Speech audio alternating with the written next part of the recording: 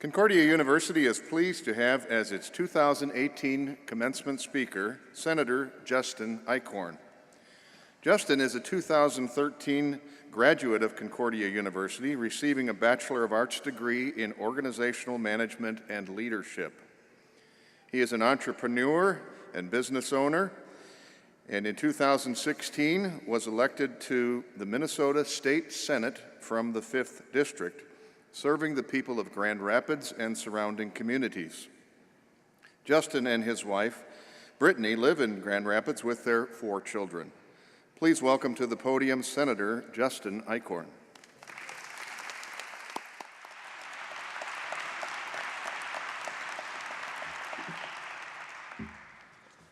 Well, thank you, President Reese, for that warm welcome.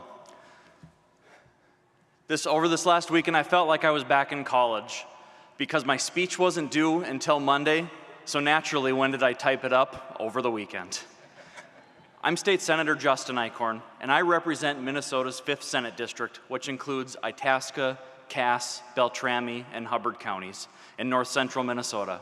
I call Grand Rapids my home. I've been married to the most wonderful woman on the planet for the last 10 years, and yes, she helped me write this. We have 4 wonderful children, ages 3, 5, 7, and 9, and I graduated from Concordia University in 2013 with a degree in Organizational Management and Leadership. And I do have to say, God works in mysterious ways. 5 years ago, when I was sitting in the same seats that you're sitting in today, I never in a million years expected I would be in front of you today doing this. So when I was seeking advice for what I should say today, most said, tell your story, give advice or wisdom. So I took a step back and I thought about our theme this year, which is Saved by Grace, based on Romans 5, 1 through 2. So I want to leave you with 3 pieces of advice or wisdom that I gained and a little bit of grace God has shown in my life. Let's start with failure. You're going to fail in life at times, and it's okay. You don't have to label it a failure. We've all learned what Thomas Edison had said, I didn't fail, I just found 2,000 ways not to make a light bulb. He didn't label it a failure. Failure in typical terms is something a lot of colleagues and I know a lot about, and failure is actually where my political journey started. I was 24, but would be 25 by the election, which was the legal age to run for the seat I was running for. I didn't yet have a college degree, I had never been involved in politics, and I didn't know the first thing about a campaign, but I did want to make a difference for my children and my community. So I decided I was going to run for Congress, and I was going to win. I'm sure you can see where this is going. So I Googled how to run for Congress. I ordered a few books on Amazon, which I mostly skimmed. I then reached out to party leadership to let them know I was going to run. At this point, I was one of 2 people running for a seat against a member of the other party of Congress who had held that seat for longer than I had been alive.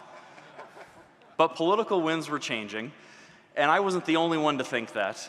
Many people thought the seat would become competitive, and I wasn't the only one. There were 5 of us that ended up entering the race, and we only had a few months to convince hundreds of partisan political activists that we were the best person for the job. Ultimately, the best man for the job was ultimately endorsed and went on to win in November. That man was not me. Well, to many, that may seem like a failure, but I'm not going to label it that. Like Edison, I learned from my lack of success, not failure. I learned more about the issues, but most importantly, I built relationships, and they're relationships that I've gained and maintained throughout my entire life and have been beneficial to me not only in my political, but also my non-political careers. Shortly after the endorsement battle, I decided to finish my degree here at Concordia, and I have my wife to thank for that decision for going to Concordia. I almost went to one of those colleges that could be considered a diploma mill and is no longer around. So here's one more piece of advice for you. Make sure to listen to your spouse. While I was taking classes here and working a full-time job, my wife was also taking classes at the local community college in Grand Rapids, while also being a stay-at-home mom to our 3 children at the time, who were all under the age of 4. Needless to say, we were exhausted. During that crazy and exhausting time, God made his way into the center of our family. Before then, he was in our lives, but not the center of our lives. We added more to our crazy schedule by attending church every Sunday and going to many other church events. We got involved in our church and most importantly, we started to let God lead our life. It was through His grace that we both my wife and I graduated in the spring of 2013, her from the community college and me from Concordia. Later that year, when our fourth child was less than a month old, an opportunity to run for Minnesota State House had opened. We prayed about it and thought it was the perfect time to run again for office. There's nothing like trying to juggle 4 kids, shake hands at the same time, but at least the babies I was kissing were my own. That time around, I knew campaign basics, and I was able to win the party's endorsement and ultimately the primary election, excuse me. We campaigned hard all summer and fall, but ultimately I didn't win. Again, some may label that as a failure, and at the time it really did feel like a failure. I had lost, again. But once again, I learned more about the political process, I built more relationships, and I came to accept peace in not winning, and I found joy in serving others in other ways. One thing I came to learn is that God's plan for you may not be the same plan that you had for yourself. Additionally, what God defines as success may not be what we define as success. Why did God call me to run for office twice and lose? Was it so that I could gain experience or meet people I wouldn't have otherwise met? Or maybe it was to help me learn humility or to serve as an example to my kids.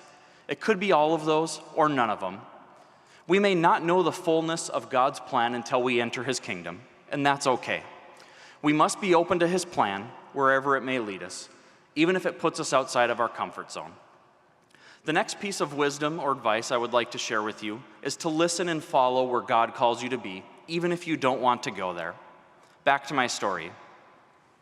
As the next election cycle rolled around, people started to announce they were running for different offices. I sat back and watched. I started to receive calls from individuals from all over the state asking me to give it one more try and run for state senate. I politely declined. I really didn't want to run again at that point. I kept waiting for someone else to announce they were going to run for state senate, and I even tried to help find a good candidate. As endorsements for other races and districts were taking place, still no one had come forward. I received more calls asking me to run, and my wife and I prayed about it. At first we prayed someone else would come forward, but then we started to pray for what we knew we should have been praying for all along, that God would guide us in His plan for our family. We prayed for wisdom and direction. I still remember my wife joking about praying for flashing neon signs if he had wanted me to run for state senate. A week before the final day to file, no one else had jumped in. The last day arrived, and still no one had come forward. So at noon that day, I called my wife. We both agreed that God was making the way for me to try to run for office again. And there were many, many signs that led us to believe that to be so. So my wife and kids and I all went to the courthouse to file. As a homeschool family, you can never miss a good opportunity for a civics lesson. Now, I don't know if God's plan was for me to just be on the campaign trail, or if it was for it to end on election day, or if He had planned for me to be elected. Again, I was running against someone who had been in office for 14 years for a seat that had been held by a member of the other party since the 1950s. People didn't think we stood a chance, but God had put us on a path, so we campaigned hard until election day. And I say we because it was a family affair. My wife, my kids were there every step of the way, and with 4 kids, I already had a built-in parade team. As I watched the election results start to come in across the country that night, eventually races started to be called in Minnesota. Midnight came and went, and still less than half the precincts in my district were reporting. Around 2 a.m., I was the only race left in the entire state that had not been called. The Minnesota State Senate was tied 33-33. The winner of my race would determine the control of the Minnesota Senate and help shape state policy for the next 4 years. I was down a little, but I knew the areas that had not come in yet would lean towards me, but I didn't know if it would be enough. We decided to go to bed not knowing how much longer it would be. Well, my wife did. I just crashed. Getting old is hard. About an hour later at 3:02 a.m., I got a call from my wife's grandmother. She had actually stayed up all night refreshing her computer screen, and she was the first one to congratulate me. To this day, I still can't believe my wife's 80-year-old grandmother stayed awake longer than I did. Having to see for myself, I went to the Minnesota Secretary of State's website, and sure enough, against all odds, I had won by just over 1%, 545 votes. Calls started coming in immediately saying, "Congratulations, Senator," and that was certainly a really surreal moment, and I never made it back to bed. Now, my third piece of advice is to respond, don't react.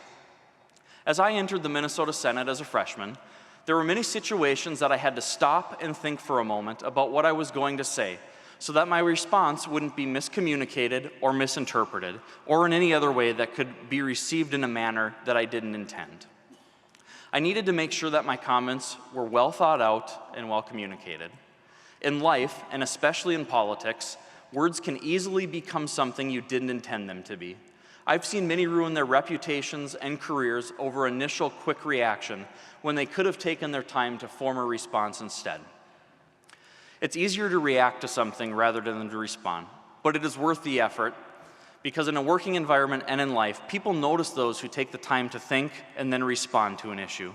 Be the person who is known for their well thought out responses and not their impulsive reactions. While God is always granting us grace, we may not see it. The theme that we have this year of Saved by Grace really made me take a step back and think about where I've seen God's grace in my life. Romans 5:1-2 says, "Therefore, since we have been justified through faith, we have peace with God through our Lord Jesus Christ, through whom we have gained access by faith into his grace in which we now stand, and we boast in the hope and glory of God." We are all offered the gift of grace and salvation by God. And much like my advice of respond, don't react, it's important to take a step back and see where God's grace is in our life so that we can react and respond to others in our life with the same grace that has been shown to us. And I challenge all of you to take a step back and see where God's grace has been shown to you in your lives. The reason I chose 3 pieces of advice is simple. I wanted to share 3 things that weren't normally talked about and 3 things that might help you be successful in life. Not every setback should be labeled as a failure. You will have ups and downs in life, but don't label them as failure. If you gain something from it or learn something from it, then it's not a failure. Failing could be just the grace you need, as maybe it was in my life. I'm going to say it again because I think it's important. If you gain something from it or you learn something from it, then it's not a failure. If you are following God's plan for you, there will be highs and lows, and you will learn from them along the way. They may even help you down the road like they did for me. And while you're on that road that God has laid for you, remember to take time to think about your response and don't react. Oh yeah, and the 4th piece of advice I slipped in there. Listen to your spouse, but also listen to others as well. Take the time to listen to all the other people around you. Grace, peace, and hope may come to you in places you least expect it. The joke is that politicians love to talk about themselves, and now that I got that out of my way, I wanted to take an opportunity to congratulate you. What you've accomplished today is major. I mean, you guys went through a lot of hard work, and your families went through a lot as well. So give yourselves a pat on the back. Do something nice for yourselves. You deserve it. And don't forget to give thanks to God for seeing you through your success, and maybe your family too. You're joining a group of alumni that care about you, will pray for you, and want to share in your success. Thank you for the opportunity to share with you today and to share in your success. Congratulations again. God bless.